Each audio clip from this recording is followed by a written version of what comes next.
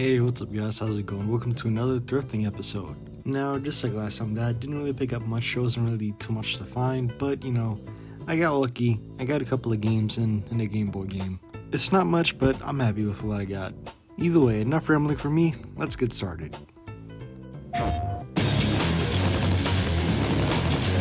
Wait, stop! Don't shoot! Do you have something less painful, maybe? A crossbow? Too messy. A grenade launcher? Ouch. How about the taser? Yeah, taser wouldn't be bad. It might leave a little rash mark.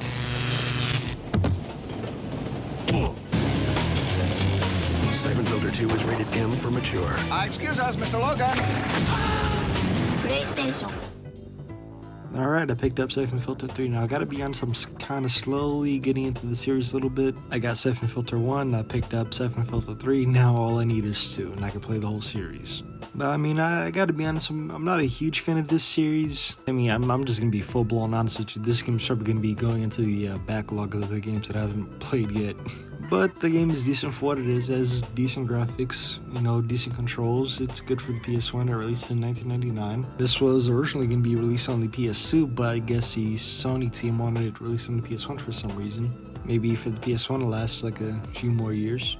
But again, this game is decent for what it is. And I gotta be honest again, I'm not too into the story. But again, at the end of the day, this game is just going to end up being on my backlog of games. Apparently this game is supposed to be about stealth and combat, similar to Metal Gear Solid. These aren't my types of games, but I figure, hey, if it was popular on the PS1, I might as well try it out. Either way though, enough from this game, let's move on to the next one. A sumptuous feast of holiday delights, gourmet treats for any occasion. The most intense PlayStation games ever. Resident Evil 2 and Resident Evil, the director's cut. Now supports DualShock analog controller. Alright, Resident Evil. Now, again, this is another game I heard was good on the PS1. I heard this was scary. I saw it at the store and I figured I gotta pick this up. And again, this was another tough game to get into. I picked this up. My friends recommended that I play this at night. It wasn't really worth it. It's not that scary. And the controls are kind of tough to understand at first. But I figure once you sit down and learn this game, it's gonna be worth it. If I could give you one tip before playing this game, do not play with a DualShock controller. I feel like it's better to play without the DualShock controller. Sure, it's going to be harder the first time you play, but I feel like it's going to be better in the long term. It's much more simpler to learn with the regular PlayStation controller rather than the DualShock controller. That's all I want to say. But yeah, though, again, the game is pretty decent for the most part. Again, it's going to take a while for you to get into it if you haven't played a Resident Evil game before like I have. But I feel like if you stick it out, it's going to be good. Right now, I'm still on the first floor of the mansion. That's just where I'm at in the game. The combat in this game is difficult. I die a lot in this game. The story is decent. Obviously, I'm not going to spoil that for you, but so far, this game is great. It just has a few hiccups, but it's great. And I wouldn't even blame the bad parts on the game itself. It's just the time it was released in. And to be honest, I would highly recommend picking up this game. It's getting near Halloween season. It's fall, people are going to be taking out their jack-o'-lanterns soon. So I feel like now is the perfect time to play Resident Evil. Know what I mean? Just wait till it's more chillier out, hook up the PS1, play some Resident Evil, be in the mood to be scared or creeped out by 32-bit graphics. Either way though, you get my point by now. Just pick up the game and have a great time.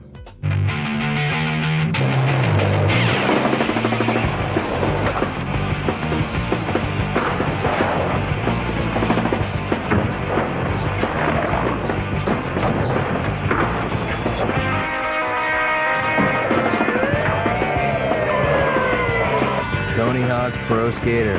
Now everyone thinks they can skate like Tony. Now available on Nintendo 64 and Game Boy Color, rated E for everyone.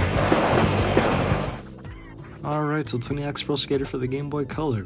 And this game is not the best when it comes to Game Boy games, but I figure I like Tony Hawk, why not pick this up?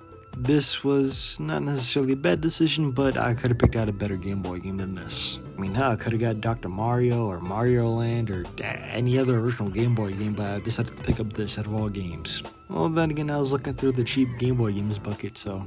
Anyway, I'm getting away from the main point of the video. So this game is not the best. It has two game modes. It has half-pipe mode and tournament mode.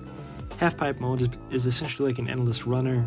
You go up and down the half-pipe trying to get the highest score, and then there's tournament mode. You're supposed to land tricks and move through obstacles and whatnot. Now, I'll just be straight up honest with you.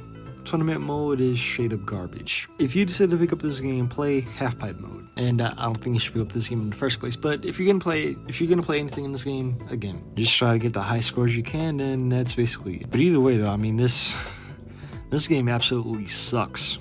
I mean, it really sucks. I'd rather eat out the rotten asshole of a road-killed skunk than play this game. And there you go. Angry Video Game Nerd said it best. But either way, though, if you guys want to like, subscribe, do whatever you want to do, no rush, and tell me down below. Do you like the PS1? Do you hate the PS1? Have you never played it before? Tell me down in the comments. I'll see you guys later. Peace.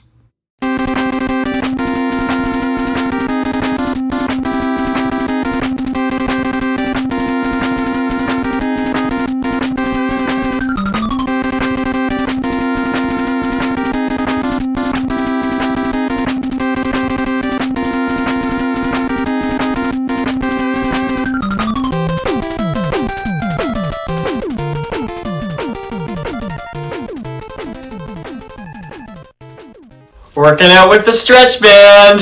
Oh! Oh! Oh!